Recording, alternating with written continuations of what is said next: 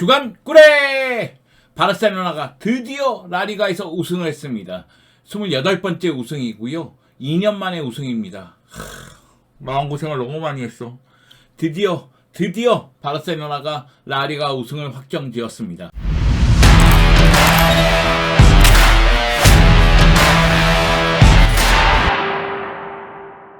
바르셀로나는 지난 라리가 36라운드 에스파뇰 원정에서 라민 야말의 한 골 한 개의 도움, 페르민의 쐐기골을 바탕으로 해서 2대0으로 승리를 거뒀습니다. 카탈루냐 더비에서 승리를 거두면서 2위 레알 마드리드하고는 승점 7점 차, 남은 경기는 2경기, 결국 라리가 우승을 확정지었죠. 바르셀로나 입장에서는 기분 좋은 승리가 아닐 수가 없고요. 이 경기를 통해서 우승을 확정지으면서 올 시즌 바르셀로나가 얼마나 막강한지 유감없이 표출했다고 생각을 합니다.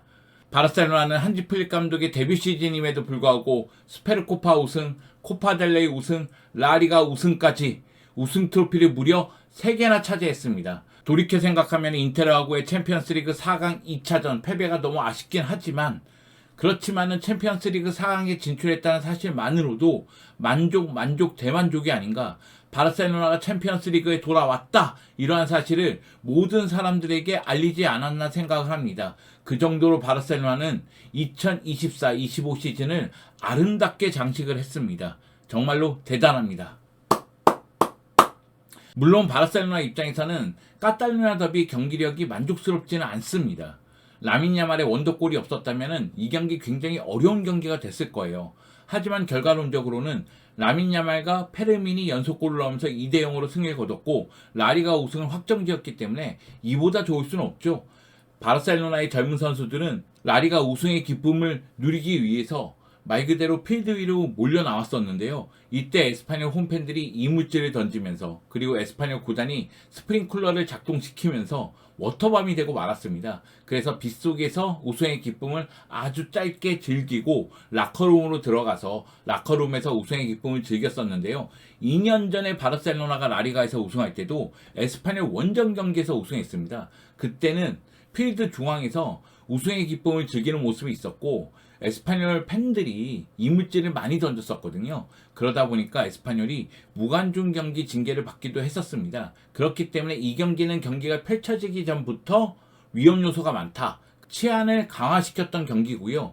그렇기 때문에 한지 플릭 감독이 경기장에서 기쁨을 즐기는 선수들을 자제시키면서 라커룸에서 기쁨을 누리라고 계속해서 지시하는 모습이 있었습니다. 해프닝이죠. 그러면 카탈루냐 더비가 어떤 식으로 마무리가 됐고 그리고 바르셀로나가 앞으로 어떤 부분을 신경 써야 되는지 하나하나 살펴보도록 하겠습니다. 여러분 함께 가시죠. 렛츠 고! 바르셀로나는 라리가 36라운드에서 에스파뇰을 상대로 원정 경기를 펼쳤습니다. 역시 더비이기 때문에, 카탈루냐 더비이기 때문에 매우 치열하게 전개가 됐고요. 그러다 보니까 경기가 끊어지는 장면도 많았습니다. 하물며 바르셀로나는 공격 전개에서 어려움을 겪으면서 에스파뇰에게 역습을 허용하는 장면이 굉장히 많았고요. 에스파뇰 같은 경우에도 잔류를 확정시키기 위해서, 아직까지는 잔류가 확정된 건 아니거든요. 그렇기 때문에 더욱더 역습의 강도를 높이고 압박의 강도를 높이고 거친 플레이를 펼치면서 바르셀로나를 괴롭혔습니다. 그러다 보니까 바르셀로나가 전반전에 유효 슈팅을 하나밖에 못했어요. 그 정도로 공격 전개에서 어려움을 겪었습니다. 하지만 53분 라민 야말이 오른쪽에서 중앙 쪽으로 들어오면서 왼발로 감아차는 슈팅, 원더골이 터집니다. 이 골로 기선제압에 성공을 했고요.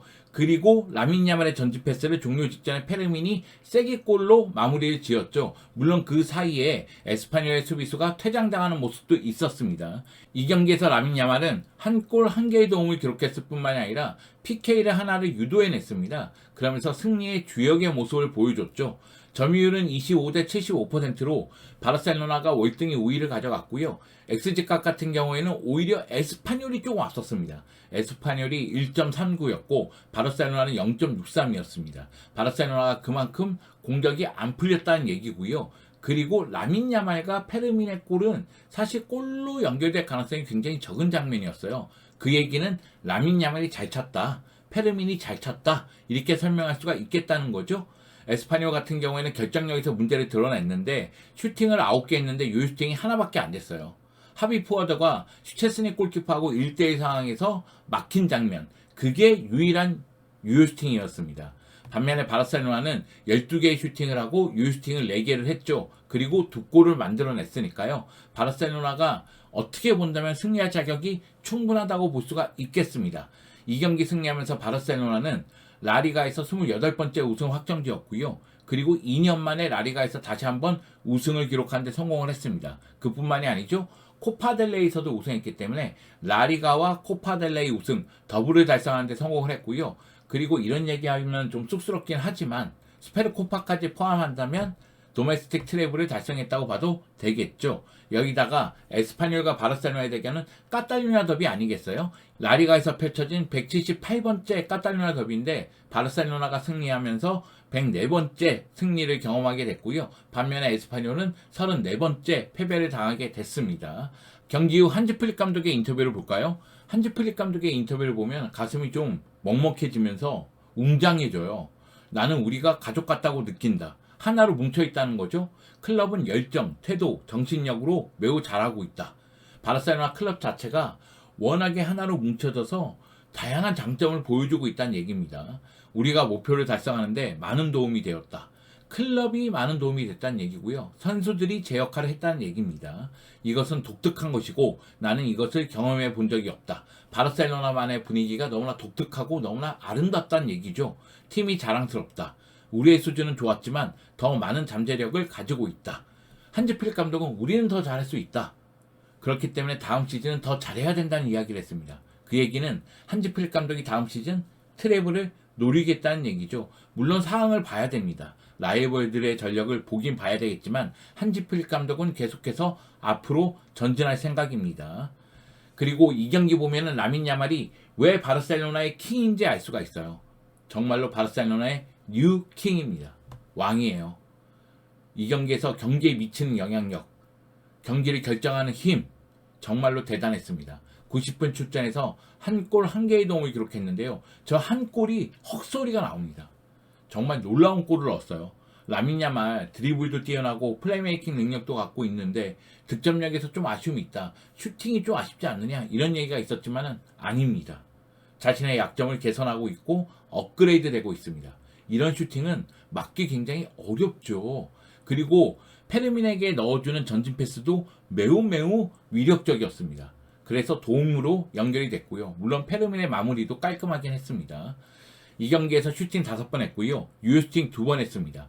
패스 성공률이 79%, 키패스 2회, 드리블을 무려 13번 시도해서 7번이나 성공시켰습니다. 그만큼 라민 야말이 공격 루트고 라민 야말이 강력한 무기고 라민 야말이 마침표라는 얘기가 됩니다. 정말로 대단한 선수죠. 올 시즌 총 53경기 출전해서 17골 25개의 도움을 했습니다. 공격 포인트 보세요. 헉소리 나옵니다. 라리가 33경기에서 8골 15개의 도움. 물론 기록마다 차이는 있습니다. 14개의 도움이라고 얘기하는 데도 있긴 있습니다. 여하튼 그 정도로 뛰어난 활약을 펼쳤다고 보면 되겠죠. 특히 득점은 레반도프스키라든가 하피냐가 많이 하고 있기 때문에 득점기의 창출 능력이라든가 득점할 수 있는 분위기를 만들어주는 데 있어서 그리고 공격 루트를 개척하는 데 있어서 라민 야말은 탑 오브 탑입니다. 그 정도로 뛰어난 활약을 펼쳤다는 이야기를 드리고 싶고요. 이거는 라리가뿐만이 아니라 챔피언스 리그에서도 적용되는 이야기라고 말씀드리고 싶어요.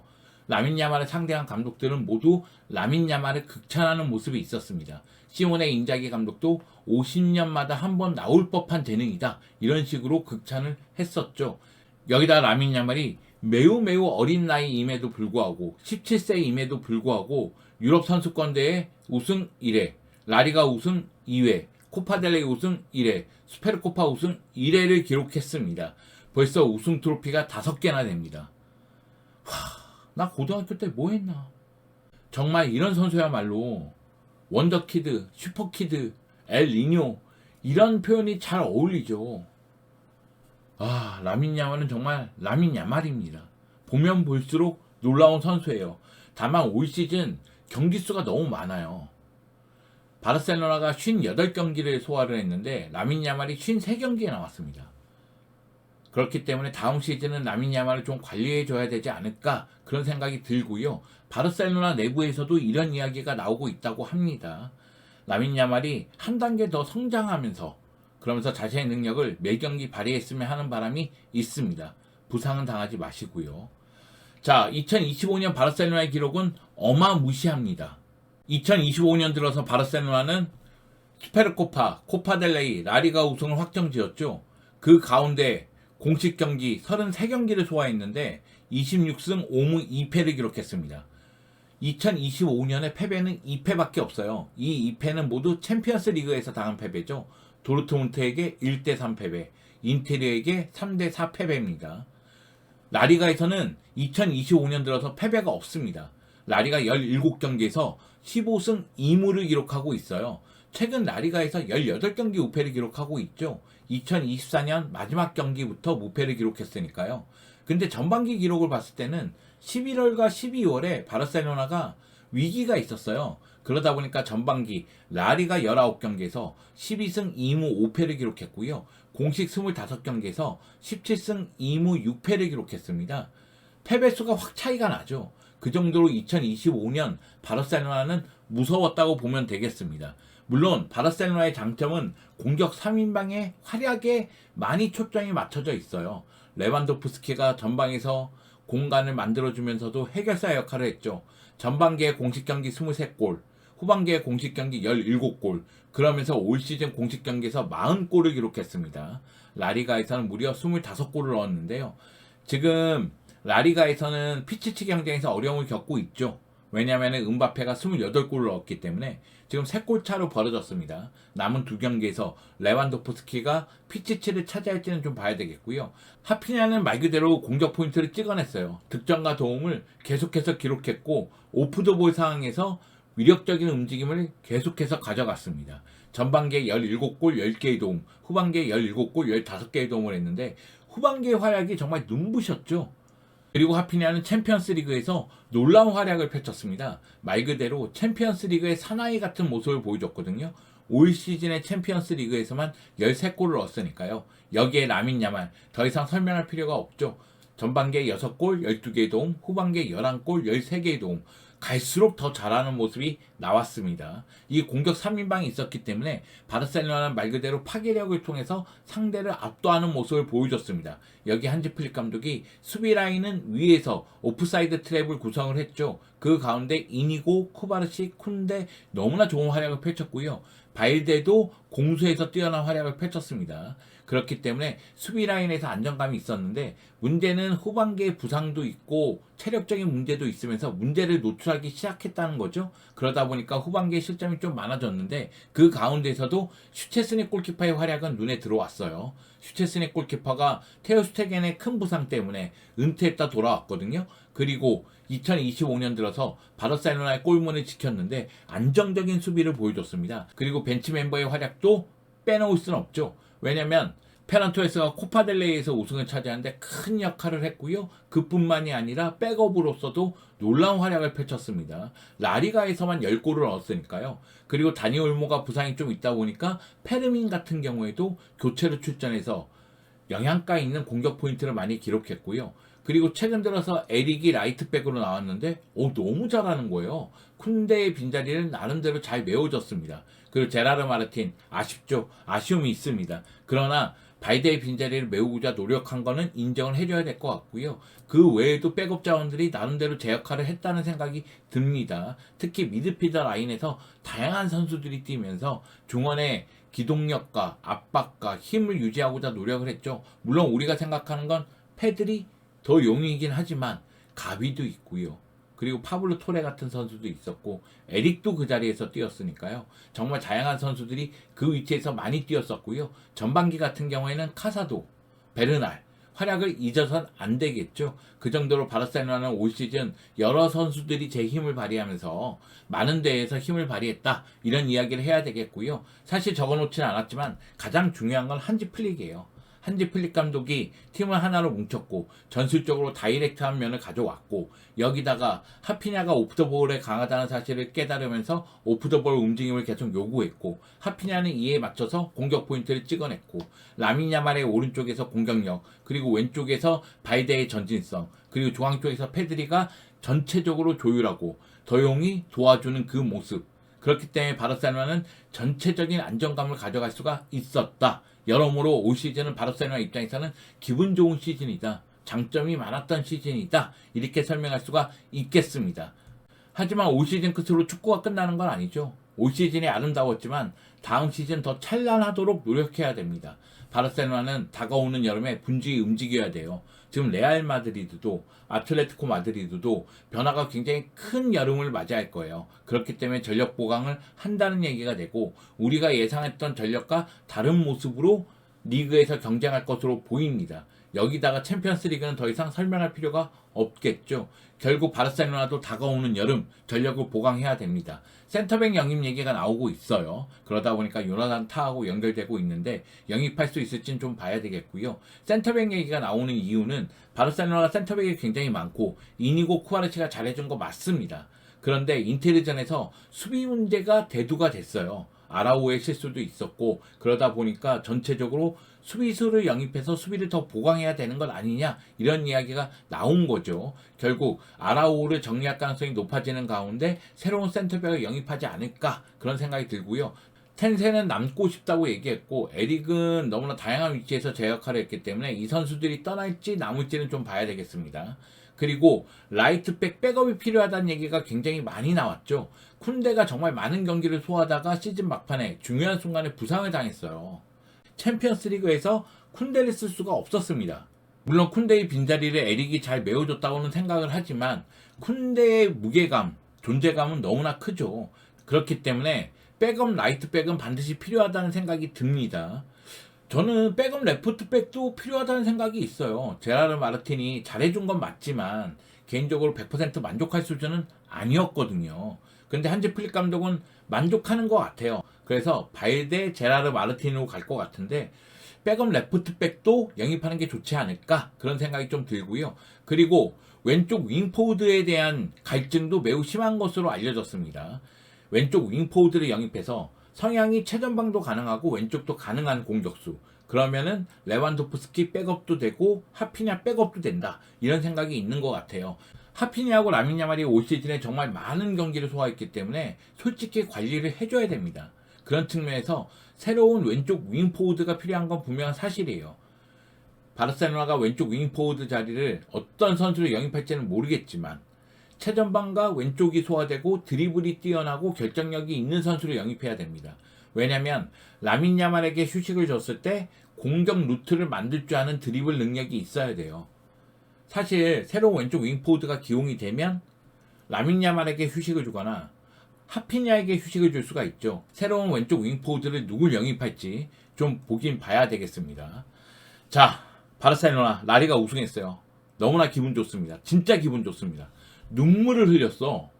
나 라이브 끝나고 나서 살짝 울었어. 감정이입이 돼가지고 내가 아팠다 돌아왔는데 11월 12월에 약간 삐끗했던 바르셀로나가 2025년 내가 돌아오니까 정신 차려서 스페르코파, 코파델레이, 라리가 우승을 한다. 아름답잖아. 감정이입이 안 될 수가 없잖아. 그리고 라리가 우승 차지하니까 챔피언스리그 우승하지 못한 게 너무 아쉬워. 인테르에게 패배당한 게 너무 아쉬워. 솔직히 올 시즌 챔피언스리그 우승할 수 있는 전력이라고 생각을 했거든. 욕심이 과했나? 다음 시즌 또 도전해야 됩니다. 챔피언스리그 우승 차지해야 돼요. 한지 플릭 감독 이미 바르셀로나의 전성시대를 열었지만은 챔피언스리그 우승 차지하면서 더욱더 전성기를 열어야 될 거라고 생각을 합니다. 기분 좋습니다. 기분 좋아요. 한 시즌에 우승 트로피 3개, 한지 플릭 감독 데뷔 시즌에 우승 트로피 3개. 와, 진짜 짜릿하다. 네, 짜릿합니다. 그리고 올 시즌 바르셀로나 경기는 명승부가 많아서 보는 재미도 있었어요. 많은 바르셀로나 팬들이 즐겁게 경기를 즐기지 않았을까 생각을 합니다. 남은 2경기 비에리알전, 아틀레티코 클루브전 재밌게 보고요. 그리고 다음 시즌 기대하도록 하겠습니다. 한지 플릭 감독 명장이야. 인정!